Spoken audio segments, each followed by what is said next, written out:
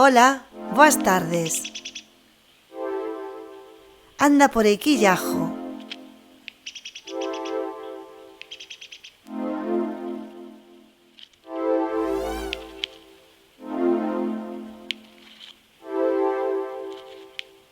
Aí está. Alégrome ben de velo. É un tordo músico ou tordo común.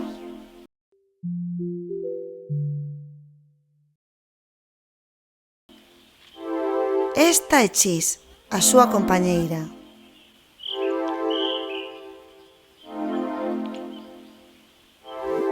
E esta é a súa filla Malvís.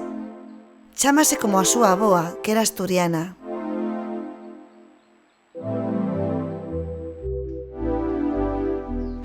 Ánimas tordos adoitan verse no río e alí escoitan o palabrar e alternan un pouco.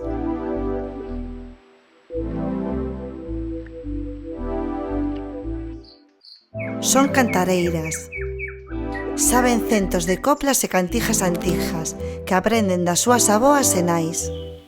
E máis inventan outras novas.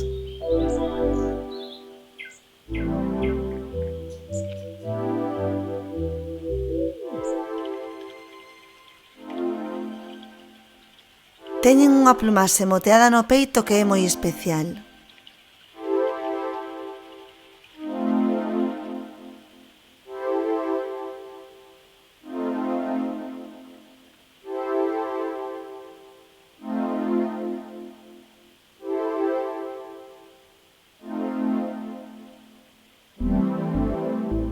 Palabrar do río que non hai moitos anos que os humanos procuraban esta especie.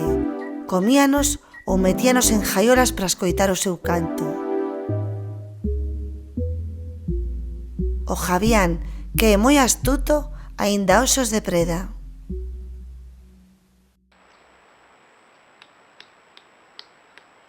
As ánimas tordos gústalles moito comer caracois, pero non lles gustan as cunchas. Iago píllaos e lévaos até unha bijornia.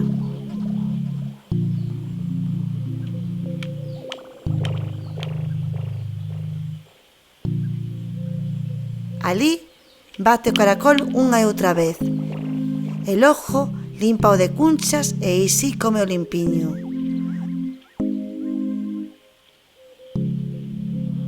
Come un pouco e leva o resto para compartir.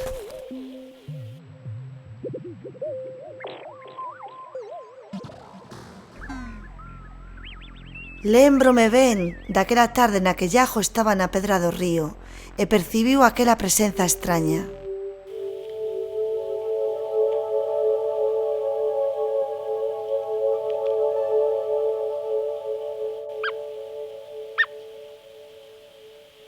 Era unha presenza humana, pero non era viciña.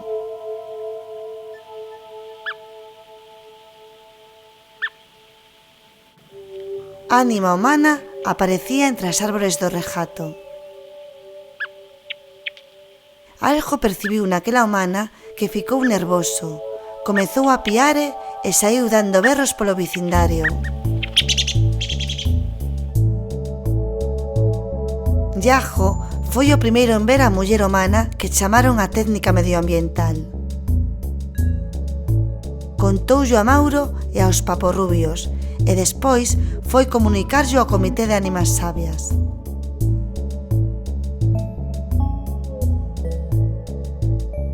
Tratábase dunha humana que andaba cuns prolongaóculos e unha libreta apuntando cousas e pasaba longos ratos mirando unha pequena cortiza de luz.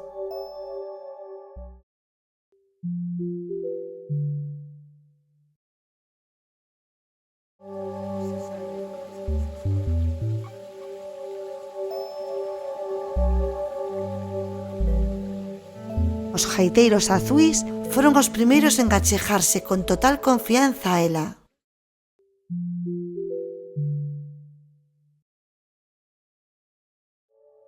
Pousaban nos fieitos e escoitaban as longas conversas telefónicas revoloteando ao seu redor.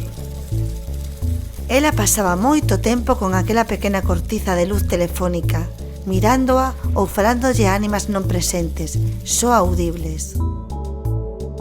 Outras ánimas tamén a rondabamos. O Comité das Ánimas mandou a Búteo chamar a todas as ánimas viciñas que soubesen algo da técnica medioambiental. Alí estivemos as libélulas, Iago, Mauro, as Torcaces e eu mesma. Tamén chamaron por Petra a raposa, mais esta non acudiu. Aquela tarde estivera falando cun manjato e ao escoitar o chío de Búteo sei que saíron funjados misteriosamente cada un para un lado. Reunidas as ánimas presentes co Comité de Ánimas Sabias, falou Lino, o papo rubio. Contounos o que era unha nacente de ruido branco. As ánimas salvaxes escoitábamolo. Unha nacente de ruido branco é un territorio onde se cría ruido branco. Serve para que os humanos e ánimas domesticadas teñan máis ruido branco para as súas supostas comodidades. Eles chámanlles polígonos industriais, tamén hortos ou campos para produciren enerxía verde. A nacente ocupa o vecindario enteiro e precisa mudar a configuración do chan, das augas, dos montes e da vida das ánimas viciñas, salvaxes e domesticadas.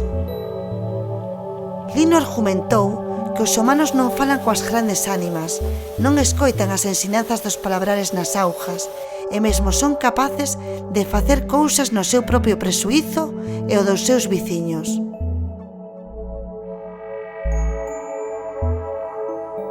Palabrar do río que xa tiña pasado doutra vez nos comezos do tempo do ruido branco, no vecindario de aló enriba, na montaña, e que do mesmo xeito primeiro viñeron uns manjatos e logo as técnicas medioambientais. Dis que daquela foi cando lle menjuaron o seu caudal para produciren ruido branco.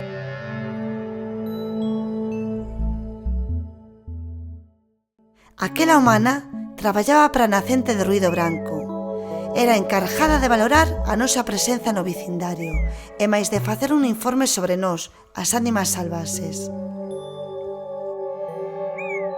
Palabrar do río que cando aparece unha técnica medioambiental pode haber grandes cambios. Os humanos poden facer aquí calquera cousa. Tanto poden declarar o vecindario un lugar importante para eles, máxima reserva da natureza, como destruílo todo co ruido branco e que teñamos que emigrar a outros lugares.